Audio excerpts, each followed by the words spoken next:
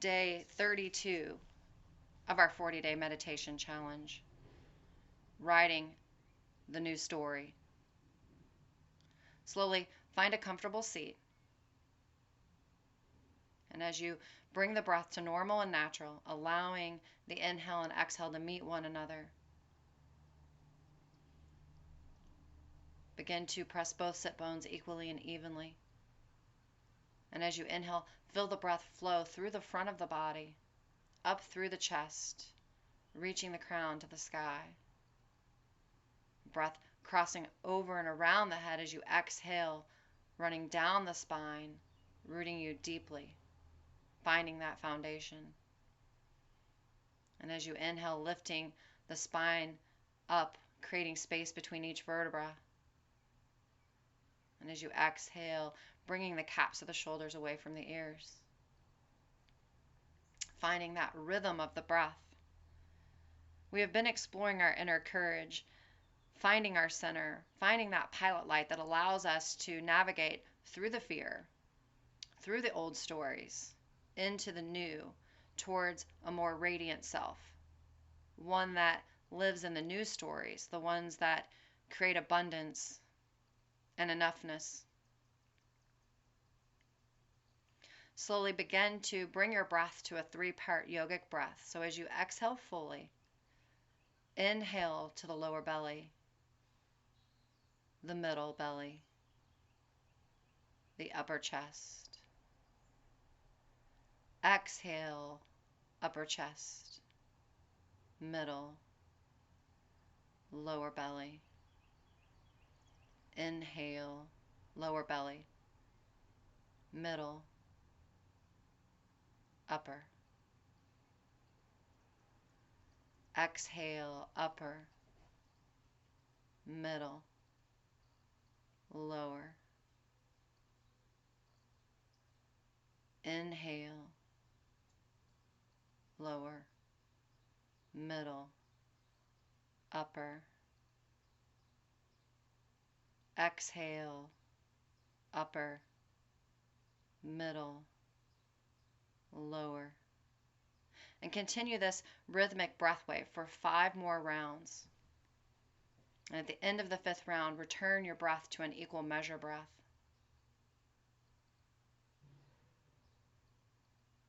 As you sit there wrapped in your old stories and your patterns like they're your favorite sweater because it's comfortable for you, it's safe, it feels right, know that if you live in the constant state of never enough, you will never live fully. We fall into the trap of if only.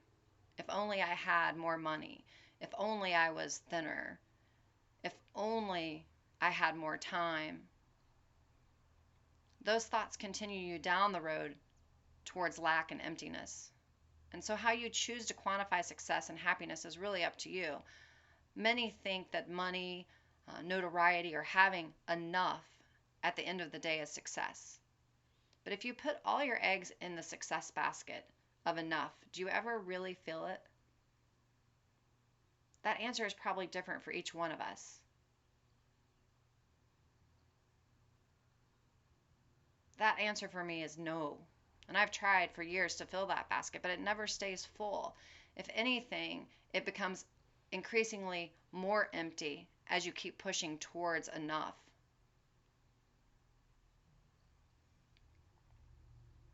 And as you exhale to that equal measure breath, exhale to a count of 5. As you inhale to a count of 5.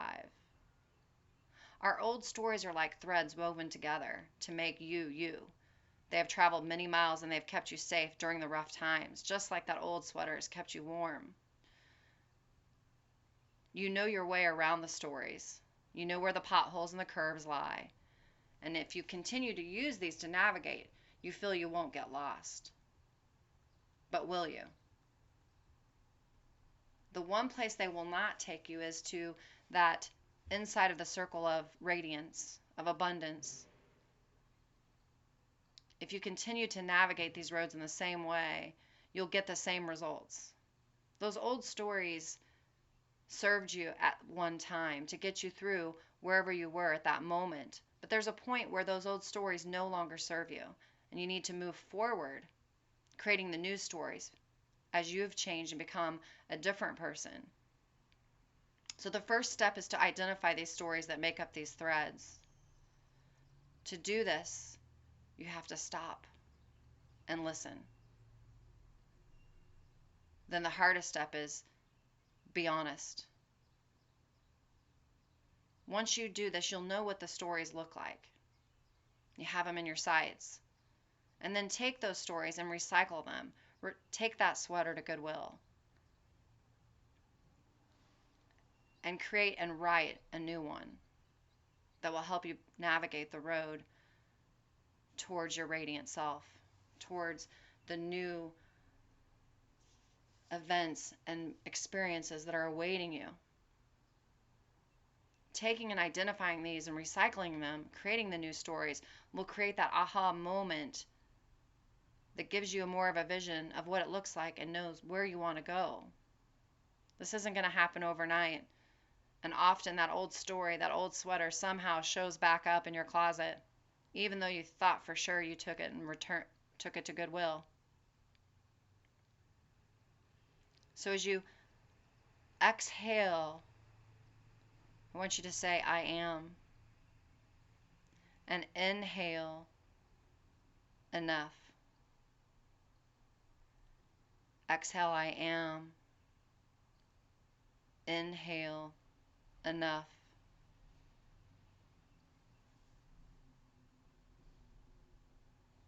And as my teacher Shannon Page says, that the jump is frightening and thrilling when you go to write that new story. It changes everything. The first mark is electrifying as you write that new story, and it is as powerful as a leap across a crevice on a cliff high above a crashing sea and sharp rocks. But first, the first step is the pen, wanting to make its initial mark.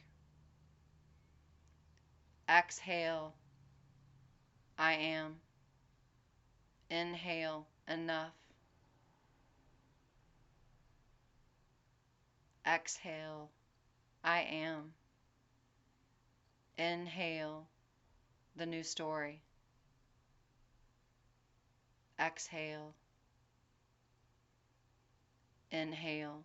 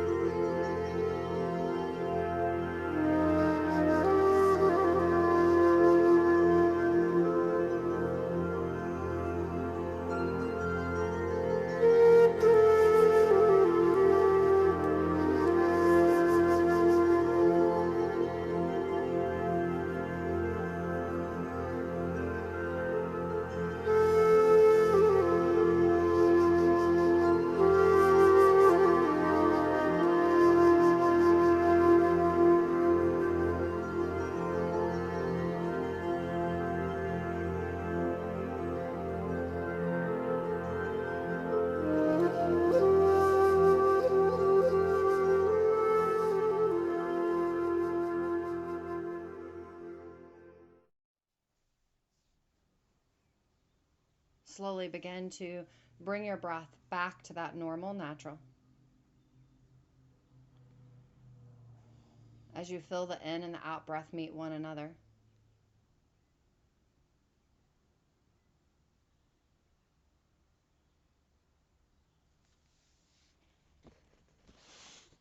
To Write a New Story by Shannon Page. How much of the old story remains honored, intact, or characters unchanged?